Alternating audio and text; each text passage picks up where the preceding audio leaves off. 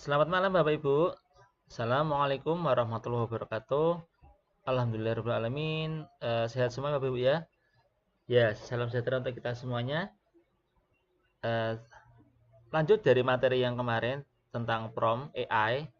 Ya, hari ini kita belajar yang lebih advance lagi, yang lebih eh, bagus dan lebih dalam Bu ya. Jadi Bapak Ibu semuanya akan belajar tentang deepfake. Apa itu device? Ya, kita akan mulai belajar hari ini. Semoga video yang saya berikan untuk Bapak Ibu semuanya bisa bermanfaat ya. Paling enggak kita tahu positif negatif Bapak Ibu. Sedangkan nanti jika di kehidupan nyata kita tahu positif negatifnya, bisa mencari peluangnya. Yang pertama, yang kedua tahu tantangannya.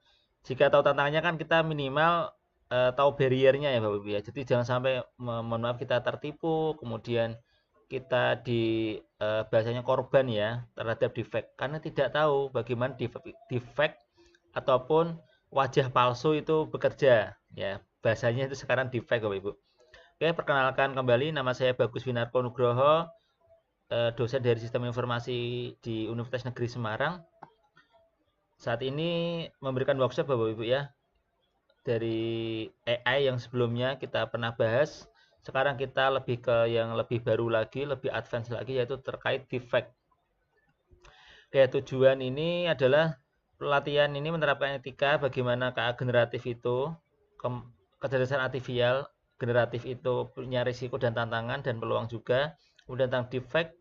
Yang ketiga, pelatihan mampu mengenal dari pelatihan ini mampu menganalisis dan membandingkan konten defect. Oke, yang pertama terkait etika dan risiko Bapak Ibu ya. Jadi ada risiko ketika kita menggunakan AI terutama defect ini. Yang pertama transparansi dan keadilan. Jadi pengguna harus mengetahui cara kerja sistem ini, data yang digunakan nanti jika ini kita pakai website orang Bu ya, ngirimkan data ke website yang untuk generate wajah kita atau wajahnya siapapun, maka itu datanya otomatis di sana, di servernya mereka. Kemudian supaya tidak tertipu oleh AI atau oleh kecerdasan artifisial, ya kita di sini cukup aware ya Bapak Ibu ya, karena teknologi semakin maju dan di sini ada etikanya ya, kita jangan main-main mungkin dengan wajah orang-orang yang keluarga kita, teman kita gitu. Nanti bisa kena undang-undang ITE ataupun korban yang berkaitan dengan defect ini merasa sangat dirugikan. Kemudian hak cipta. Seperti yang saya jelaskan kemarin bahwa AI itu semua yang di-generate AI tidak bisa dihak ciptakan. Maka hak cipta itu diberikan kepada manusia bukan mesin ya Bapak ya. Makanya hati-hati dalam menggunakan hasil generatif AI ini karena hasil dari generating ini bisa jika referensinya tidak jelas bisa melanggar hak cipta. Kemudian potensi penyalahgunaan ada risikonya, jadi konten palsu, kemudian ada pihak-pihak yang disalahgunakan dengan mungkin ada orang yang berpengaruh kemudian dibuat defeknya seperti itu. Yang kedua bias, bias itu kerancuan dalam data dan hasil. Bias ini dapat mempengaruhi hasil atau perilaku AI itu sendiri sehingga akan menghasilkan data yang tidak objektif, tidak akurat dan tidak efektif. Kemudian pelanggaran privasi, ada keamanan data. Data yang dipelajari, jadi AI itu belajar dari data kita Bapak Ibu ya. Dari data itu AI bisa menyalahgunakannya, jadi bisa belajar dan mungkin pihak-pihak yang punya AI tersebut, mungkin misalkan server A, server B, website A, website B itu berhak menggunakan itu. Kenapa kok berhak? Pak, itu kan data kita, karena kita menggunakan data mereka, website mereka, AI-nya mereka gitu. Oke, kalau itu bisa Bapak Ibu gunakan di lokal, di komputer sendiri itu bisa diminimalisir. Cuma ya harus banyak caranya ya Bapak Ibu ya. Membuat AI sendiri itu komputernya harus bagus, kemudian ada berbagai cara yang lebih rumit.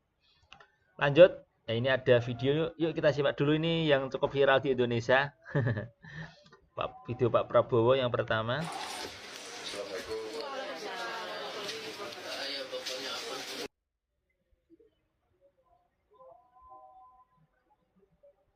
Dan inilah yang Ya. mungkin menjadi salah satu Ini yang kedua, ujian bagi Sri Indonesia. Mulyani.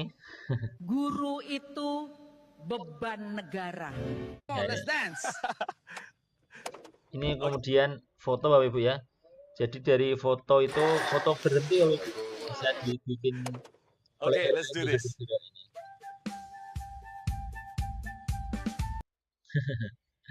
Menarik kok Ibu ya. Jadi bisa jadi fitnah, kemudian bisa jadi apa ini ya, salah misleading, miskomunikasi ataupun ya berita jadi berita yang negatif seperti itu. Kemudian ini bisa jadi lucu juga ya Bapak Ibu ya. Bisa lucu, bisa menarik ya tergantung cara penggunaannya. Oke, next. Apa yang Bapak Ibu ketahui tentang deepfake? Ya ini nih. Nah, di sini kita lebih lanjut belajar bagaimana tentang deepfake itu dan apa sih dampaknya di dalam dunia digital ini, gitu ya Bapak Ibu ya. Oke, yang pertama deepfake itu merupakan gabungan dari kata deep learning, jadi pembelajaran mendalam.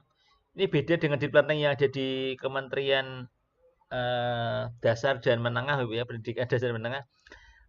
Ini deep learning-nya itu pembelajaran mendalam, jadi AI itu belajar secara mendalam terkait wajah, terkait video gitu. Jadi tanpa namanya kalau di AI itu unsupervised learning, tanpa kita memandu yang benar-benar memandu itu bisa belajar sendiri. Dan kemudian yang kedua tentang palsu, fake.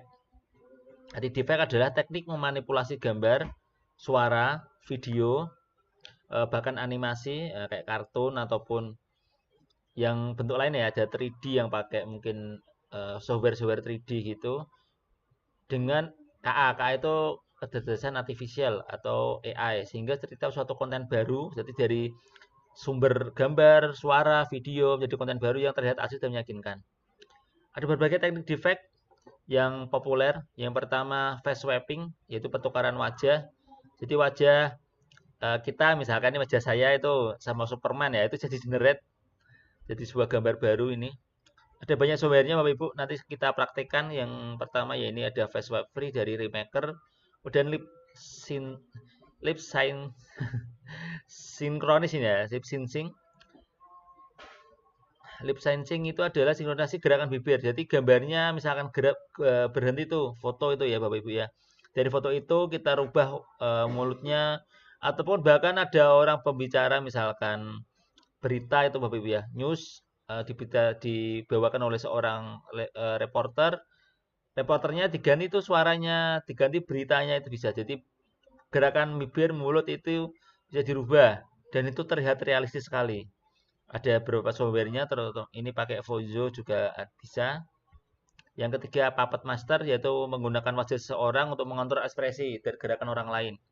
Jadi wajahnya kita kayak dibikin topeng Bapak ya. Jadi misalkan ada seorang ngomong pembicara, topengnya itu ditempelkan, nah itu topeng itu wajah kita.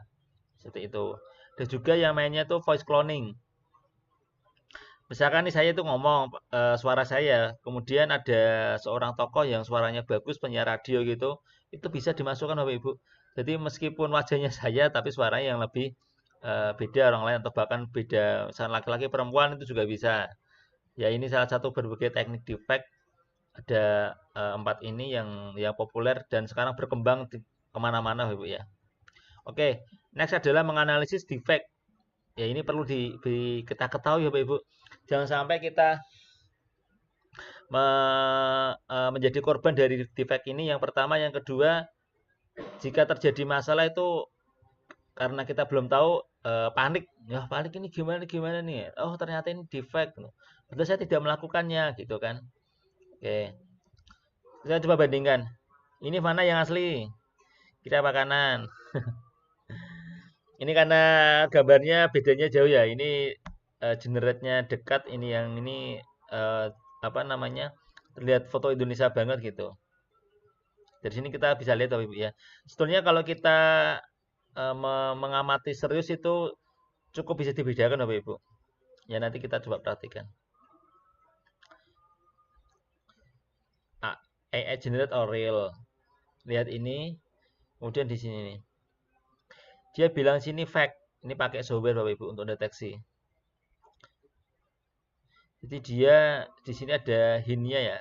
Hint itu tuh kayak petunjuknya. Jadi cinematic style-nya gaya warna lampunya, sinema ini efeknya itu. Jadi lihat juga dari lihatlah atensinya ke iris tuh ini. Matanya Bapak Ibu. Jadi dari matanya itu bukan kayak mata orang asli, ada mungkin ya ini kalau di zoom itu garis-garisnya, kemudian lingkarannya itu bukan asli. Kemudian lihat lagi refleksi cahaya dari kamera. Ya ini dari multiple direction, harusnya tuh dari satu arah, cahaya mataharinya ini dari berbagai arah. Itu juga bukan aslinya gitu.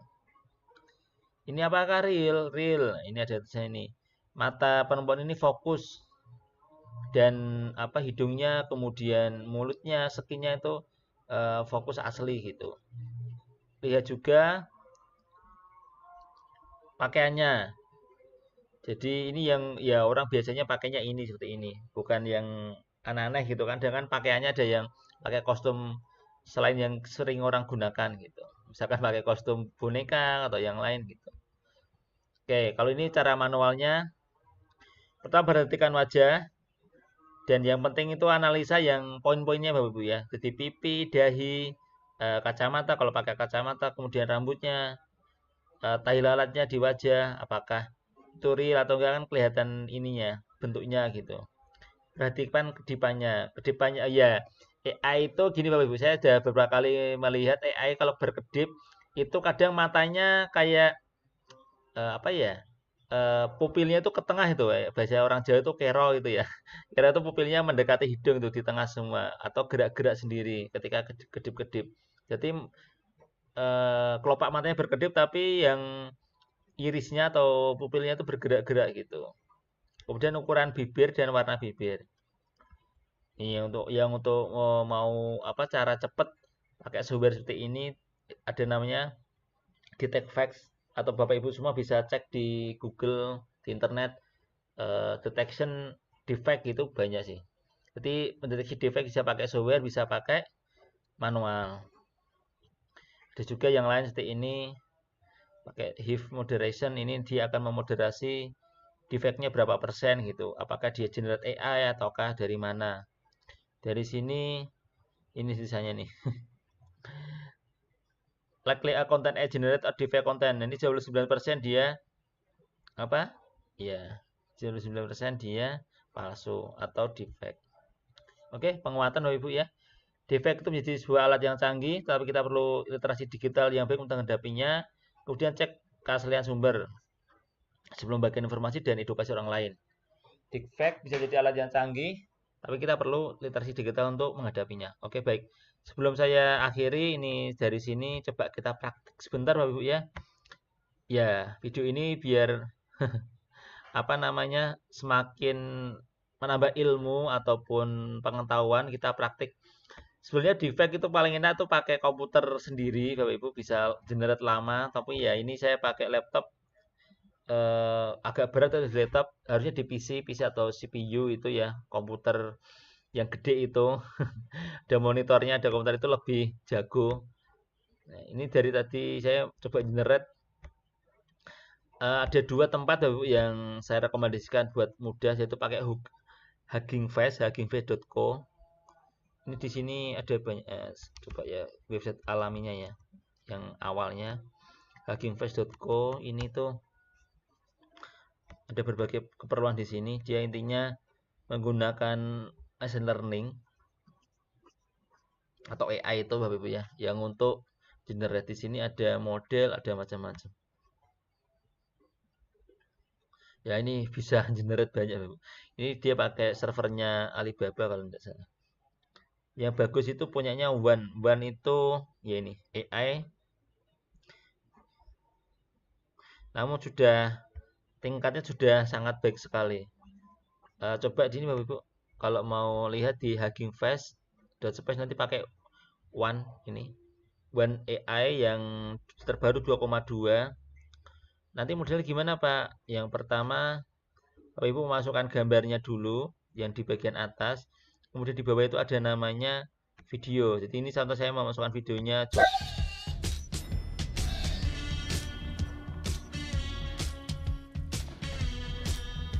Seperti ini. Nanti video jokernya itu jadi wajah saya gitu. Nah, di balik itu di bawahnya ada One 2,2 animate itu ada pilihannya Bapak Ibu, move atau mix gitu. kalau move itu backgroundnya itu pakai background saya ini, misalkan background saya hitam ya, harusnya yang bagus sih ya nggak ini ya. Saya hanya foto misalnya backgroundnya di rerumputan ya, nanti videonya itu gerakannya saya tuh kayak gini, gerakannya kayak badut ini, kayak Joker, tapi pakai foto dan background saya gitu. Ini saya pakai yang transparan sih, nah ini foto profil. Yang kalau yang mix itu kebalikannya, ke mix itu ini videonya Joker ini cuma wajahnya itu pakai wajahnya saya gitu. Nanti diklik proses di bawah ini Bapak Ibu, generate video, ya nanti di generate. Ya asiknya di sini Bapak Ibu. Ini tuh karena kita gratisan ya, ini kalau 15 menit atau setengah jam. Tadi ini saya generate sudah mungkin udah setengah jam tapi nggak jadi-jadi.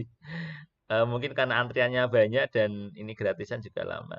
Kalau mau contoh ini ada berbagai macam contoh yang kalau mau kita lihat caranya gimana. Coba ya saya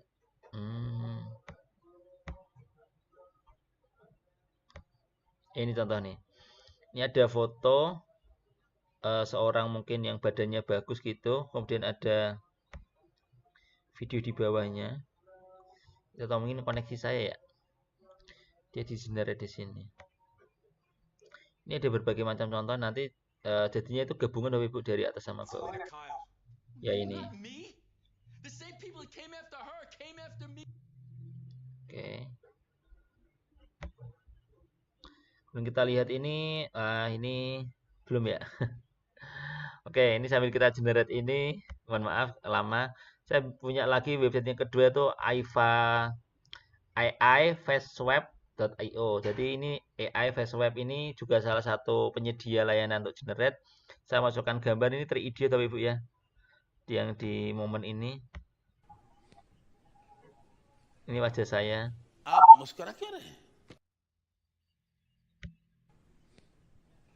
Ya. Saya nggak masukkan video saya ini Bapak Ibu.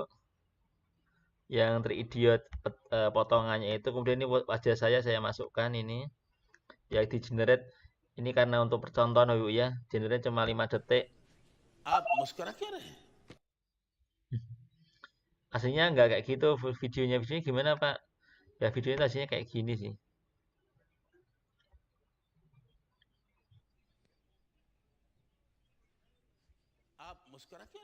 Ya ini foto wajahnya. Kalau diganti wajah saya.